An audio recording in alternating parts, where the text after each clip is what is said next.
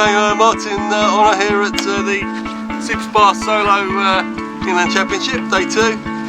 Day 1, a little bit of a washout, just to give you a little recap there. We managed to get one race in.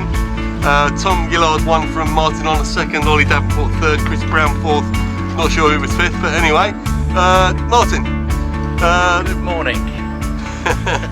Let's much see, better morning than it was yesterday as well. Yeah, so a bit of sunshine today, but beats the rain from yesterday. Let's talk about your boat and how the setup that you'd use for today.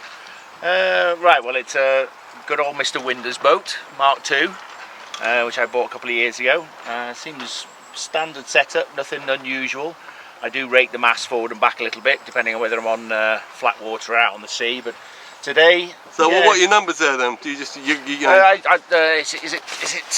think it's 9640, isn't it? The standard. Okay, that's tip of mast, the top of mast to back of transom. To the transom, yeah. Yep. And then I basically have an option to pull it forward by half a hole when it's light and fluky on flat waters, and that's just basically just give me a little bit more poke upwind. Yeah. How about okay, so travel position, leave it in the middle, let it off. You got the what? You got the north. Today, if you're not using very much kicker, then you don't need to worry too much. As everyone knows, as soon as you pull the kicker on, it does move the boom outboard at the bottom end. Yeah. So you pull your travelling back to the middle, but I'll be setting it 2 inches down. Okay. Or for those metric people, 50mm. Yeah. And what's that? Is that a P3?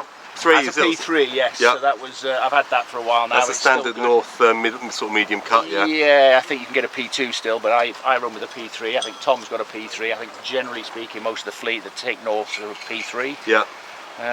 Yeah, it's a good sail. I like and it. in-hull, leave it alone. This. Well, I try and make sure I let it off downwind, definitely, to give a bit more horsepower. Upwind, I just make sure it's pulling down to the front, into the corner. Just make sure the gap down the front generally is a finger width wide, and if it stays at that, it's generally about right. Nice advice. The breeze gets up, I just pull it hard on and just get it as far forward as possible. It acts like a little bit of a Cunningham. Yeah.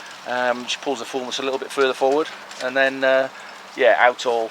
Don't really adjust that too much unless the wind's up and down a lot, and I'm overpowered. So. And how about Northampton then as a venue? You sailed here a few times? I've sailed here since I was 16, I think. It's all right, so an unusual place. It's very shifty. Yeah. Yesterday was interesting. Today is going to be interesting as well because the wind's coming from the club straight down the lake. So windward mark's going to be at this end, I suspect. Probably means we're going to have a very shifty windward mark. Yeah. But yeah, it'll be a good day. Stay on your toes, head out the boat, all those sort of things. Yeah. That's one of the things I always say when I teach people to sail is head out the boat. Right. Probably one of the most important things. Look around, look at other people, look for the wind. You know, it's not all about looking at your strings inside your boat. Have a look around. If Tom Gillard's going left, there's probably a good reason for it. All right. Okay. Well, best of luck today, Martin. Thanks for having the camera on the boat. Thanks very much. Cheers, Martin. See you later. Cheers, Paul.